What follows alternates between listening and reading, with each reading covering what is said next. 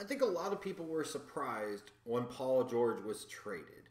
Not in the sense of where they were surprised, like with Chris Paul being traded, because you had heard a lot of rumors and talk about that he wanted to go play in San Antonio. There was mutual interest there that he might go test the market or try to finagle it to where he ended up going to play with Kawhi Leonard. But then you find out in a quick, short order that he's been traded to Houston, and him and James Harden have been talking, and they wanted to play together. It was surprising. The surprise with Paul George being traded was not that he was traded, because we all, I think, felt like that was inevitable. All the word being out that he wasn't going to resign with Indiana. He had his mind set, his heart set, his eyes set on Los Angeles come next offseason, that the Pacers are going to have to do something. It's best to get something for him than absolutely nothing. I think more of the surprise comes in the fact of two things. One, that it was the Oklahoma City Thunder that ultimately were able to get a deal done to bring in Paul George, and two, how little the Oklahoma City Thunder had to give up to actually get Paul George. So the questions being, was this a good deal for the Thunder? Did they make the right move? Should they have brought in Paul George? Are they going to be able to keep Paul George past this season?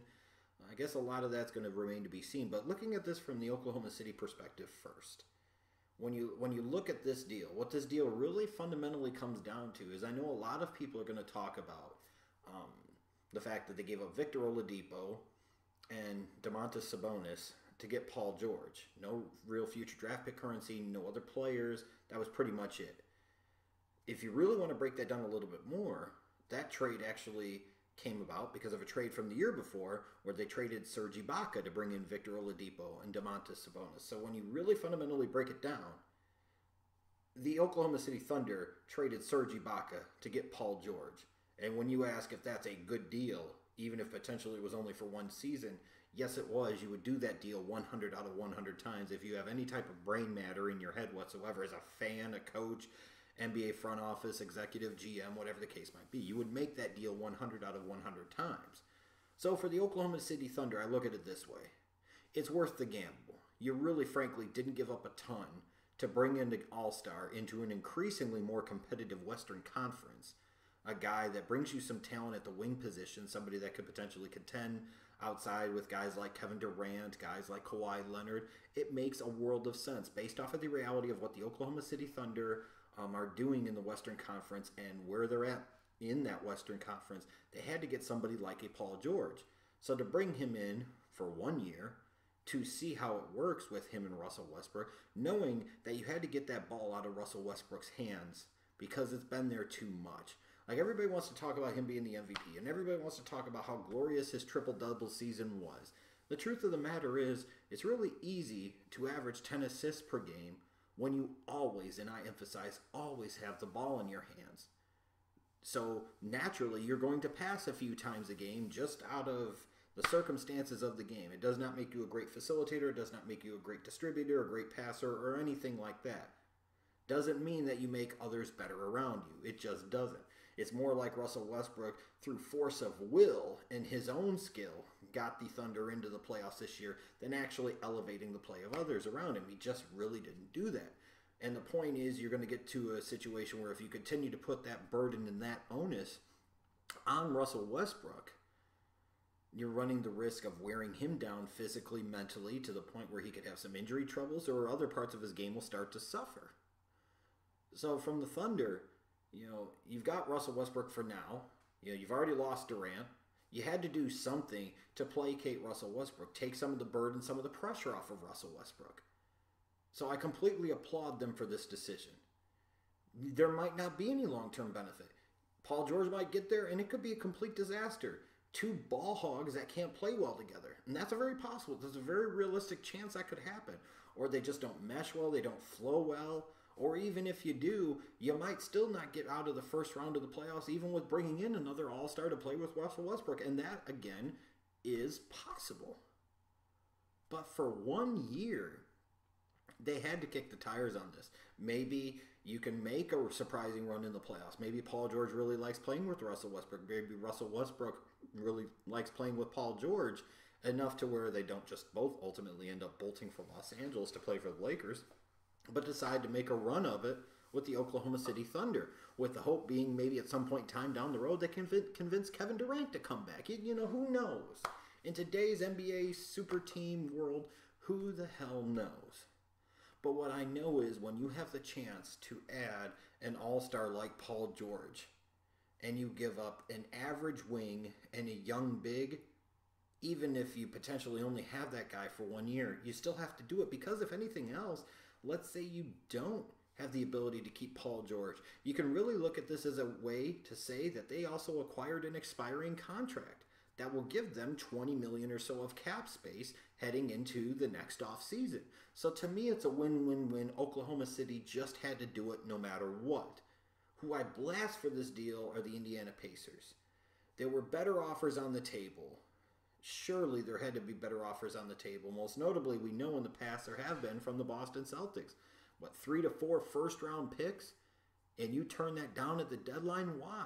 Because you thought Paul George is going to say, you have to know enough about your organization, to know enough about your players, and in particular your star player, to be able to have a good enough feel of the current reality to say, hey, this guy's probably not going to want to come back. And at what point in time do you say, hey, keeping him for as long as we can to be an 8 seed or 7 seed in the playoffs just to get quickly bounced in the first round by LeBron is not where we really want to be long term. At some point in time, the package becomes good enough, especially with future draft pick currency and the importance of that even in the NBA in today's salary cap world where you have to pay scrubs $15 million a year, role players $20 million a year, and guys that average close to 20 points a game, 30 plus fucking million a year. Like when you're paying Blake Griffin $35 million a year, the league is in a bad place. It really is. At some point in time, these chickens are going to come home to roost. So if you're the Pacers, those draft picks are valuable. And to sit there and end up creating a situation where you out-leveraged yourself to where the Lakers felt there was no need to give up anything for Paul George because, well, let's play the market a year from now. They were absolutely right to do so. You know, for the Boston Celtics, they said, hey, we would have loved to have Paul George and Gordon Hayward, but it didn't work out. We still got Gordon Hayward, so they went out here. The Indiana Pacers out-leveraged themselves, thought everybody was going to get into the offseason and be really competitive in terms of what they did in terms of bidding, and you ended up with 2 guys, no future draft picks, and neither guy really feels like they're going to be a future star. Oladipo, I thought, regressed playing next to Westbrook at Oklahoma City, which was a bit of a surprise. And I like Sabonis, but Sabonis is more nice player than he is franchise player, future star. I mean, my God, the Indiana Pacers botched this situation massively. To give up an all-star like that and to overplay your hand and wait too long and get so little in return is just a terrible deal, no matter how you try to spin it. Now, for the Oklahoma City Thunder, is this deal going to work out? Frankly, I don't know. There's a part of me that says, hey, you know, with a second star there, Oklahoma City might be a lot more competitive in the Western Conference. They've got some bigs that can do some things that a lot of other teams, frankly, don't have. And Westbrook is a top-flight player. Paul George is a second-flight, top-flight type of player. Who knows what could happen? And, you know, even as much as we think we know how things are going to play out from one year to the next, they might not play out that way. You know, San Antonio could take a step back. Houston, in their situation with James Harden and Chris Paul, that might not work out. The Golden State Warriors, you know, if one of the big 4 gets hurt, it's an entirely different dynamic, and it's open season. Or if they just don't mesh as well together and they don't play as well together, which is also a possibility, it could really be wide open. You know, the Timberwolves have done some nice moves in this offseason, but there's no guarantee that that's going to come together and that's going to mesh well, or that's going to result in them being what they should be, which is the top 4 seed in the Western Conference playoffs this 2017-2018 season. I think it could work. I do have some concerns from a style standpoint about how these two, ball dominant is nice, kind of ball hoggish type players are going to play, having to play with each other. Wow, that sounded really gay. But you get my idea.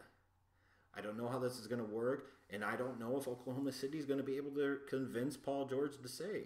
And so ultimately, while on the one hand you had to make this deal, on the other hand, knowing very possibly this could only be a 1-year deal and you gave up 2 guys to get 1 guy for 1 year to where you potentially might end up with nothing a year from now, was it really all that worthwhile of a deal? I don't know. It's going to be one of the more interesting things that I think to watch throughout the entire season. And frankly, it could be interesting from a locker room standpoint, from a team standpoint for Oklahoma City, because if we don't get any indication of Paul George's preference, this is going to be a matzo ball of a distraction hanging over this organization all season long, and that could really impact how well this team gels from a chemistry standpoint and affect how they play on the court.